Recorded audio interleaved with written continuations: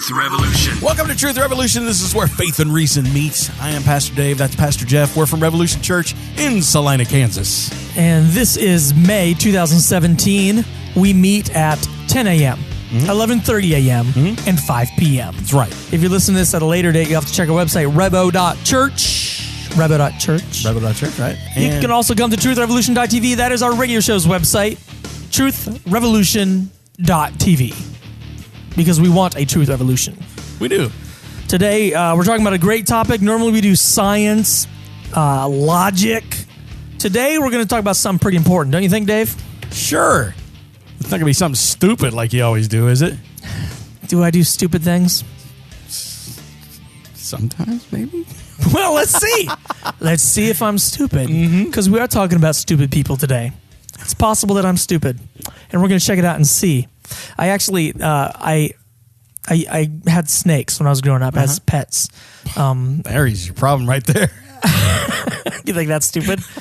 Well, not really stupid. It's just kind of creepy. I wouldn't own snakes. The first snake I owned, and the one that we had for the longest amount of time, we got him when I was in like fourth grade, and he lived until I had been a pastor for like a decade. Really? Yeah. So all the way through college and graduate school and everything. But his name was Slide. Slide? Yeah, Slide the snake. And he'd bite me a lot. He says matter of factly, he'd bite me a lot. Well, It's not like you're playing with a kitten there, dude. Okay, well, I can't remember all of them, but I know for sure I've been bitten 4 times by snakes, by 3 different snakes. Okay. Twice by Slide, who's a rat snake, once by a king snake, and once by a water snake. So I've been bitten by snakes 4 times. You would think I would have learned something. You would think. And eventually stopped getting bitten by snakes. Like maybe get a dog or something? My family wants me to get a dog, but they're so messy. Right. Anyway, okay, so what we're going to do today is look at what it means to be stupid. And we're going to look at Proverbs 12:1. Right. It says this. Whoever loves discipline loves knowledge, but he who hates correction is stupid. Whoever loves discipline loves knowledge, but he who hates correction is stupid. We memorized that verse here. If you're in leadership at Revolution Church, you have to memorize that verse. It would have been good for me to know that before I got bitten 4 times by snakes. I could have taken 1 bite as a correction. Okay, don't mess with snakes. And if not, you could have taken maybe 2 bites as correction. Yeah, maybe the second bite, like discipline. Like, okay, you know what? I've learned my lesson. Whoever loves this discipline, I've enjoyed getting bitten by you. I've now gained knowledge. I no longer need to be bitten. Right. That's the basic concept. All right. The concept is this: there's a connection between knowledge and discipline. Think of this in terms of me with my stupid snakes. Then let's apply it to ourselves. Okay. And we're going to use this cool phrase: corrections cure me, and discipline develops me. Okay. Dave, can you say that for us? Corrections cure me, and discipline develops me. Corrections cure me, and discipline develops me. Yes, I should have learned, right? I should have been corrected when the snakes bit me and learned how to handle them. Of course, you would say like, oh, I wouldn't be that dumb. I would have learned my lesson. But what if someone says to you, you ain't raising your kids right? Oh, wow. Ouch. Or, man, that outfit looks dumb. I hear that a lot. Or your idea's not good enough, or your skills aren't advanced enough. Right. What about your spouse who's asked you again and again to change and you haven't? Or your boss who wants you to do better, or a friend who confronted you about something, or a church friend that said something about your life being sin? What about when someone tells you that thing you did wasn't good enough? Do you take offense at those things? That's the question right there. I bet many of you have faced things like that your entire life. From your parents to your workers, your boss, your spouse, people have beaten you down, yelled at you, insulted you. So we develop natural defense mechanisms. Know what I'm talking about? Absolutely. Right? We get a heart that doesn't want to hear it. So we jab back in anger. Right. That's a defense mechanism. Maybe some things that people tell us, though, are good for us, even if it's hard to hear. Right. You know, that saying, the truth hurts. And there's reason for that. You know, truth hurts. Maybe if it hurts, like that snake biting you, cause you to change. Yeah. Unless we build up these defense mechanisms, and a lot of times our defense mechanisms cause us more problems than they're fixing. Like, it stinks to be bitten by the snake, but maybe instead of killing the snake, I should say, maybe I can change. Right. Maybe the snake has a point.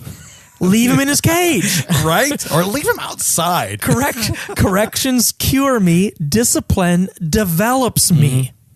Let's look at the second part of this verse. What happens when we don't accept correction? He who hates correction is stupid. What does it mean to hate correction? Because we don't want to be stupid. What does it mean? Right.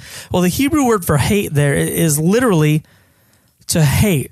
Like, it's your enemy. It's odious to you. Okay, and so you're despising what was said because of how you feel. Right. Any type of negative reaction, regardless of the truth of the statement. Okay, that's what it means to hate it. So hating is, or hating correction is when you have a negative reaction to a potentially helpful critique. Right. You know, all these people running around, haters gonna hate. It just kind of actually shed a little bit of light on that one, you know? Oh, yeah. Maybe somebody's telling you maybe you got to change. Haters gonna hate. Haters gonna hate. Right? Right. Like, a lot of people will come and they will talk about getting a better job. Someone might offer them some advice. Well, maybe when you go to your job, you know, you could wear, and they maybe give them some advice on what to wear, and they're like, you know what? And they say things like, they can't accept me at my worst. They don't deserve me at my best. Right. Yeah. Okay. Hating correction is having a negative reaction to a potentially helpful critique. This person's giving you a critique that's potentially helpful. Right. And when you don't like that, when you have a negative reaction to that, you are being stupid. That's what the Bible says, right? You're hating that correction. You don't like it. It doesn't feel good. And when you have that negative reaction to something that's potentially helpful, that's being stupid. That is the biblical, that is God's definition of stupidity. Having the negative reaction to a potentially helpful critique. That's why the Bible says, he who hates correction is stupid. You cannot engage your brain and make good choices if you are busy being upset at what people tell you. Amen. So if you hate correction, you are, well, I'm not going to say the stupid word again. Okay. I just said it. Dumb. Someone who's aloof. You're someone who's unfocused. Someone who doesn't get it. Someone who doesn't understand when they don't get it. Right. You know anyone thick-headed? It's hard to get to them. Yeah. I mean, the world is full of them. The word stupid in Hebrew, because that's what the Bible's written in here, this part, literally means beast. Wow. And many people translate this dumb, stupid brute of an animal. Isn't that interesting? Yeah. So if someone comes to you and he offers you correction and it's hard to hear and you don't accept it, you are a dumb, stupid brute of an animal is one way to translate that part of the Bible. You're a stubborn donkey. If you don't care if the road is that way and you aren't going until someone cracks you with a whip, you are a stubborn donkey. Corrections cure me. Discipline develops me. But that person that doesn't get it, look, I mean, okay, if you love discipline, you love knowledge. Right. But if you don't love knowledge, you won't appreciate discipline. It's not worth it to you. Discipline for you just seems a pain in the butt. Right. They're whipping me. It hurts. They're telling me something's wrong with my clothes, or they're telling me I didn't do something right. Then it's painful and I don't like it. Well, maybe there's good to it, and you need to learn to love it. Learn to love it, because corrections actually cure me. And discipline actually develops me. Let's think for a minute, because this could be earth-shattering. What could happen to your family if you refuse correction? Well, I mean, you'd be like a bad spouse. Yes, you could be a bad spouse, or you could end up with a bad spouse. True. You could be going after someone, and wise people in your life are saying, that's not the right person to marry, and you don't want to hear it. And so you don't accept that. Yeah, you see that happen all the time. And that's stupid. You could be a bad parent. Absolutely. You could lose your job. You could lose your house. Right. Potentially huge spiritual problems. You could end up going to hell because you refuse to acknowledge the sin in your life and you refuse to accept the forgiveness that Jesus offers you, because you have to actually acknowledge that you're a sinner and come to Jesus. Amen. The only way to get to heaven is to come to Jesus, accept his forgiveness. You can't get there any other way. Right. And once you do that, you will participate in a church because you want people offering you that correction to help you on your way closer to God. You need those people in your life who will purposely give you correction, who will purposely lead you towards God, not just people who will randomly say the word God and then you think that's somehow spiritually developing you. Right. And then you live the way the rest of the world does and Right. have no consequences, at least We that have you know met people who think that smoking pot and coming up with weird ideas about God is the same as going to church. of. Yeah, that's true. That's not.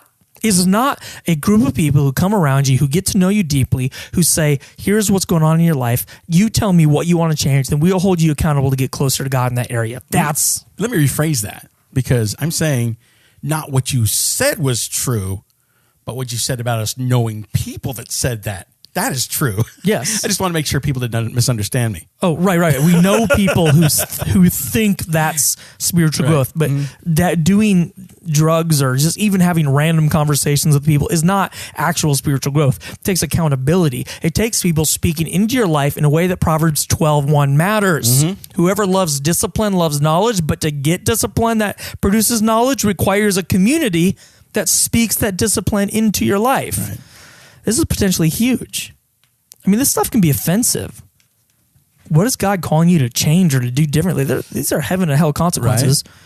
But the most basic is this. Jesus is asking you, will you accept his forgiveness, yes or no? No answer is an answer. Mm-hmm. Right, but it's like, I like the way my life is. I don't want the pain of changing it. And whoever hates correction is stupid. Right. Exactly.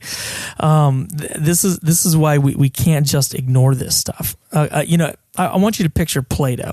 Right? I got some Play-Doh here. I'm squishing it with my hands. Our hearts and our minds and our will should be kind of like Play-Doh. Right. Someone gives advice. We listen to it. If it's good advice, we change, we mold, we get shaped. Like sometimes people talk about, oh man, this person just changes with the wind, and we don't want to be like that. Right. We don't want to like just a breeze blows and we're like, okay, I'll believe something totally different.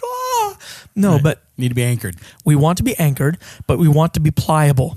We also don't want to be the type of people who is like the Play-Doh who's been sitting out. Right. Dry and crusty. Where someone tries to change it and it just breaks off a piece. You don't want to be blown around by the wind, but you don't want to be hard and unmoldable. You want to be Play-Doh. Amen. You want to be moldable and shapeable by the people around you who give you good advice, especially those people who know God better than you do. And you got to have those people in your life. Absolutely. Got to have them in your life so that when they give you advice, they mold you and they shape you in the image of Jesus Christ. Proverbs 12:1. Whoever loves discipline loves knowledge. We can actually love discipline. This is crazy. What comes to mind when you think of discipline? Sometimes like we're punished for bad behavior, Yeah. you know. Sometimes stern warnings. If you better not, or like chastising me for the choices I make. Consequences. Something that hurts at the time, but maybe yields good results later. Right. I can love that stuff. Yes, you can. Right. You can learn to love even punishment for bad behavior. Not that church gives those, but you can learn to love it when someone chastises you. Right. Don't get me wrong. It's not going to be the same thing as falling in love or riding a roller coaster, right? Like, way, that was great. Right. You can learn to love it the way you love medicine. Right. That which makes you better. Exactly. Even though this medicine is not going to taste good, I don't want to take a pill. I love it. Because, okay, I have asthma. Right. All right. I do not particularly like carrying an inhaler with me wherever I go. But to be honest, I love this little thing. Lifesaver, huh? It's a lifesaver, man. When I can't breathe, I just puff this and all of a sudden I can breathe again. Right. Right. So this is what it's like to be disciplined and corrected. It's not that I love every aspect of it, but I love what it can do for me. Love the result. That's right. We're going to be right back. We're going to ask some really difficult questions about how to love discipline. We're going to ask some hard questions here. Okay. We're also going to do Bible Contradiction. You got to come out to Revolution Church again in May 2017. What are our service times? We're on Sunday at 10 a.m., 11:30 a.m., and 5 p.m. That's right. That's May and June 2017. You got to get to our website, which is truthrevolution.tv or revo.church. Yep. And you have all sorts of things on there, like past shows. You can go there. People ask questions all the time. One thing you can do is you just go to the website and just type a thing in the search box. I actually do this all the time. Yeah. People ask me a question. You guys ever done a radio show on the age of the earth? I don't know. Let me check. I just type it in, age of earth, or earth, and search box, and like all these shows come up we've done. Some of them are 60 seconds. Some of them are 30 minutes. Some of them are almost an hour. You can find lots of information at truthrevolution.tv. Get there. We'll be right back on the other side of the break. Truth Revolution. He who loves discipline loves knowledge, but he who hates correction is estupido. El Stupido? Yeah. It's whoever loves discipline loves knowledge, but he who hates correction is stupid. And that's what we've been talking about today. Will you accept correction or won't you? And what are the consequences of those things? You know, all those people that don't like correction, they've already shut off the radio show. They've already shut it off. They're already done. Stupid Truth Revolution, guys. This is enough. I was actually thinking that earlier. I was like, I wonder how many people are still hanging with this because we've just called them stupid like 30 times. So if you're still listening to this, bravo. Right. You are probably not stupid. There's one guy sitting out there. Yeah, give me more. Give me more. Right? It's probably a woman, to be honest. Oh, okay. Just kidding, guys. All right. Dave and I are still here, so we're good. Right. All right. Look, I want to talk about the Plato thing, right? We want to be able to be moldable, both practically and spiritually. We should be people whose hearts are open to discipline and correction. Right. You, of course, have to check your source because there's going to be people who are bitter and angry in your life who always throw crud at you no matter what. And what one person says to you is not equal to what another person says to you. Right. Misery loves company, basically. If somebody that you know is totally miserable all the time, you might want to check what they're saying. Now, that doesn't mean that they're always wrong. True. But, you know, you should always check and kind of digest it and see if maybe that has some real feel to it. Right. We want to apply a test that, I don't know what you would call it, a legitimacy test. If someone is known to be a complainer, a downer, an angry person, and they give you a critique, you know what? Think about it for a second. If you agree, great, change. Right. If you don't worry about it. Wait for somebody else to say it. Just move on. Right. But if someone you know is actually a wise person and they're not known just to walk around and critique everybody for no reason, and then they critique you, that's a pretty legitimate test. Right. You should probably do some thinking about what they just said and not just overreact. And the funny thing is, we often tend to overreact and reject the person who's wise when they tell us a critique. We get upset about it more so than when the jerk tells us something bad. Right. You know why that is? Well, I don't know. I think maybe it's because basically refuting the jerk is going to bring more problems on you, and maybe you don't want to have a discussion like that. That might be one reason. Yeah. I also I know some jerks, and when they say something mean to me, I'm like, they're just a jerk. It doesn't even bother me, right? That's just the type of person. But when someone who's really wise says something to me that's critical, it actually hurts me. Like it offends me or makes me feel bad. And so I'm like, it goes down deeper. And so if we're not careful, we're actually more likely to reject the wise person's advice because it hurts more. Yeah. It stings. Yeah, we're more apt to get rid of things that cause us pain anyway. Yeah. But we need to look deeper into that. I mean, if it's true correction, like I said earlier, sometimes the truth hurts. And if the truth hurts, you need to take a little bit deeper of a look on it. That's right. So we're going to jot down a couple ideas here. Causes of refusing correction. Proverbs 12:15. It says, "The way of the fool seems right to him, but a wise man listens to advice." So one cause of refusing correction is assuming that you're correct. Right. You could call this pride. Just assuming that you're correct is a cause of refusing correction. That's a cause of stupidity. Just don't assume you're correct. Proverbs 13:1 says this. "A wise son heeds his father's instruction, but a mocker does not listen to rebuke." Does not listen. Another cause of refusing correction, not listening. Right. And that doesn't mean you don't hear it. It just means you don't listen. I've got a lot of kids. There's a difference between them hearing what I say and listening to what I say. Proverbs 15:12. "A mocker resents correction. He will not consult the wise." Here's another cause of being stupid. You don't consult with those wiser than you. And this is what where, do you think, right? Exactly. Yeah. This is where being part of a small group at our church comes into play. You're going to hear sermons. You're going to hear truth and things that will affect you in your life when you come to Revolution Church. But if you don't consult with people in your small group, people who are wiser than you, you're not going to know how to apply those all the time. Absolutely. And you're going to have trouble with that. We could go on and on and on, but just so you know, you have to change behaviors. All right, we're going to do a Bible contradiction, and then we're going to get right back to this. Bible contradiction. All right, Bible contradiction brought to you by evilbible.com. Ooh. Was Christ's mission one of peace, or was it not? Luke 2, 13 and 14. Suddenly a great company of heavenly hosts appeared with the angel, praising God, saying, "Glory to God in the highest heaven, and on earth peace to those on whom his favor rests." Okay, so Christ's mission was one of peace. Yeah. Okay. Matthew 10:34 says, "However, do not suppose that I have come to bring peace to earth. I did not come to bring peace, but a sword." That's what Jesus said. So his mission was not peace. Right. Well, our cracked acronym, which is the most reasonable way to interpret the scripture ever invented to mankind, the D is dialect. Now, dialect means you have to understand what type of words you're using. For instance, when I just said that, I was using exaggeration. A little bit, you think? Just a little bit. Yeah. It is helpful, but it's just funny the way you said it. Yeah, and so I was using exaggeration to make a point. Absolutely. But what type of language is being used here? We have to ask, what does the word peace mean? When the angels came in Luke 2, when they said peace on earth, did they intend to communicate peace on earth and never again will any human do violence to another human? No. Sounds good. That's not what they meant by the word peace.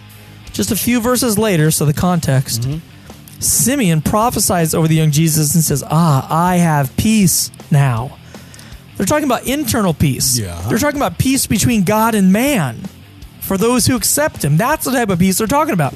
The angel nowhere intended for his words to mean peace from evil people. Right. In Matthew 10, when Jesus says he's going to bring a sword, all you have to do is look at the context to understand what he means.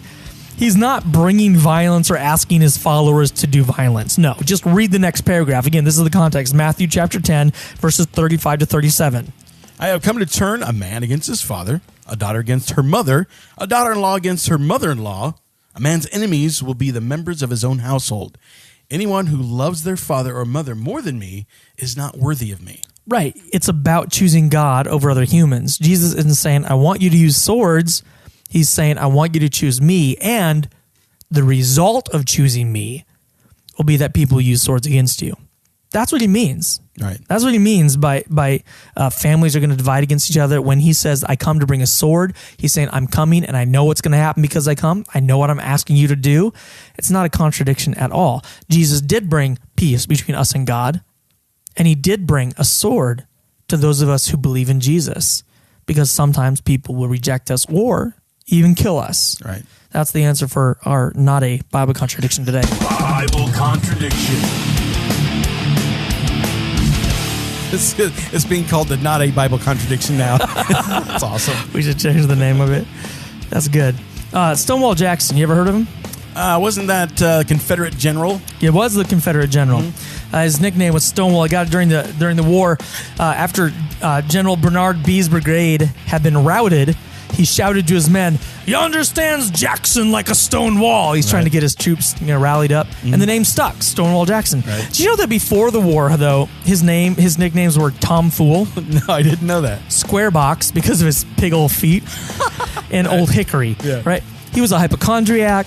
He thought he had distortion of the spine, neuralgia, nervousness, cold feet. He used to ride his horse with one arm in the air because he thought it would help his circulation. Really? Wow, that's kind of silly. In other words, war brought out the strongest elements in him. Right. War made him a better man. He was a hero in war and a weirdo hypochondriac loser without war. Right. This is how we want to respond to harsh words towards us, to correction towards us. We want to become better people when things get crazy. Right. Yeah, Not worse. You may ride on your horse with one hand in the air, but you'll be a stone wall. That's right. Right? It's exactly right. Yeah. So when people say, you know what?